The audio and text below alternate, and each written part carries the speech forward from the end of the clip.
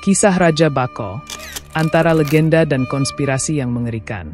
Sejarah kelam seorang raja yang tergoda nafsu bejat. Raja Bako, seorang penguasa yang terkenal di Samudera Pasai, menjadi sosok yang penuh kontroversi dalam sejarah Nusantara. Namanya tak hanya dikenang sebagai penguasa kerajaan, tetapi juga sebagai tokoh dengan kisah tragis dan kelam yang memicu perdebatan hingga kini. Ia dikenal karena hasratnya yang menyimpang, keinginan mengawini putri kandungnya sendiri, hingga tega mengorbankan nyawa 44 ulama demi memenuhi ambisi gilanya. Namun, benarkah kisah ini nyata, atau hanya legenda yang diceritakan dari generasi ke generasi? Mari kita telusuri cerita ini lebih dalam, agar tidak sesat. Awal kehidupan dan latar belakang Raja Bako. Raja Bako bukanlah nama asli yang diberikan orang tuanya sejak lahir.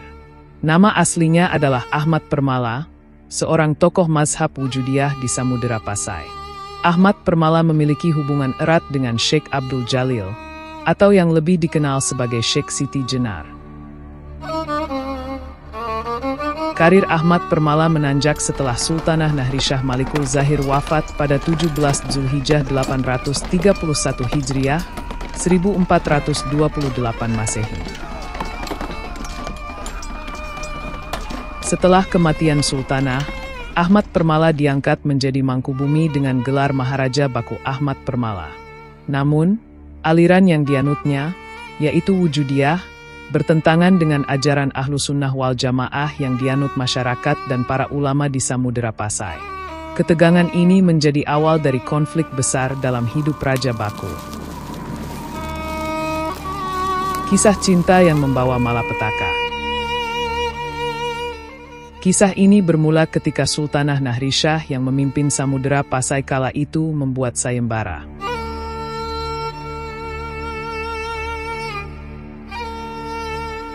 Siapapun yang mampu mengalahkan Raja Nakor dari Polisi Gli akan diangkat menjadi pendampingnya sekaligus kaisar di Samudera Pasai.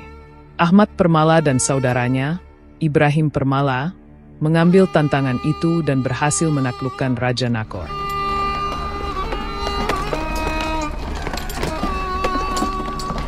Setelah menikah dengan Sultanah Nahrisyah, Ahmad Permala menjadi penguasa bersama. Namun, menjelang akhir hayatnya, Sultanah Nahrisyah memberikan sebuah pesan aneh kepada Ahmad Permala. Ia menitipkan sebuah cincin dengan pesan, "Kanda, jika aku kembali ke pangkuan ilahi, tolong pakaikan cincin ini kepada seorang wanita. Jika cincin ini pas di jarinya, maka jadikanlah dia istrimu." Setelah Sultanah wafat, Ahmad Permala memulai sayembara untuk mencari wanita yang jari manisnya pas dengan cincin peninggalan Sultanah. Namun, tak ada satupun janda atau gadis di negeri Pasai yang cocok.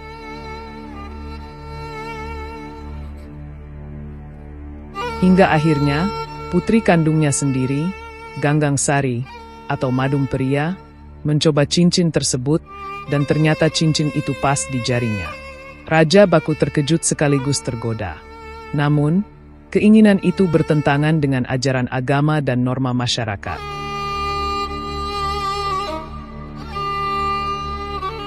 Ia kemudian mendatangi para ulama untuk mencari pembenaran atas niatnya.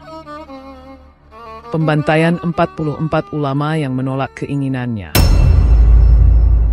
Raja Bako mengumpulkan 44 ulama di masjid untuk meminta fatwa agar dirinya diizinkan menikahi putrinya sendiri.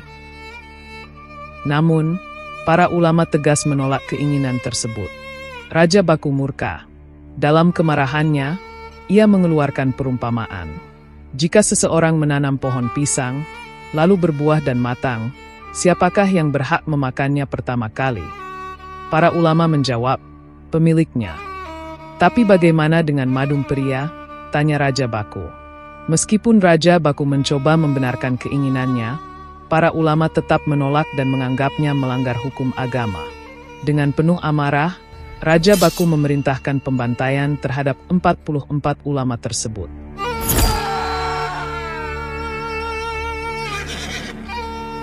upaya kabur dan akhir tragis Madumpriya.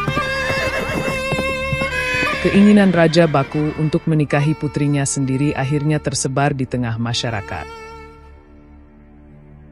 Madumpriya merasa malu luar biasa karena menjadi pusat perhatian atas niat bejat ayahnya.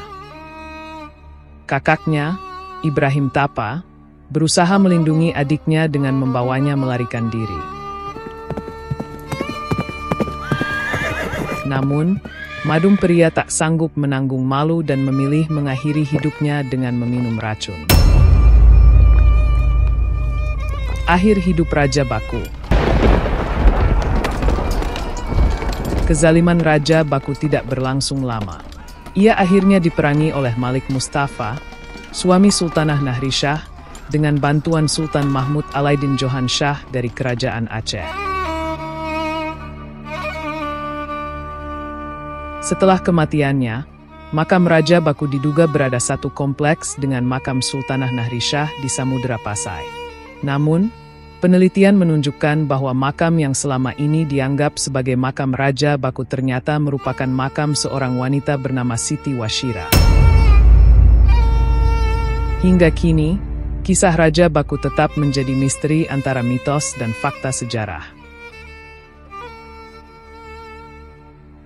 Meski kebenaran kisah ini masih menjadi perdebatan, masyarakat Aceh percaya bahwa cerita tentang Raja Baku adalah sebuah pelajaran moral. Ia mengajarkan betapa pentingnya menjunjung tinggi nilai-nilai agama, norma, dan akhlak dalam kehidupan. Kisah ini juga mengingatkan kita bahwa kekuasaan dan nafsu yang tidak terkendali dapat membawa kehancuran. Tidak hanya bagi diri sendiri tetapi juga bagi banyak orang di sekitarnya.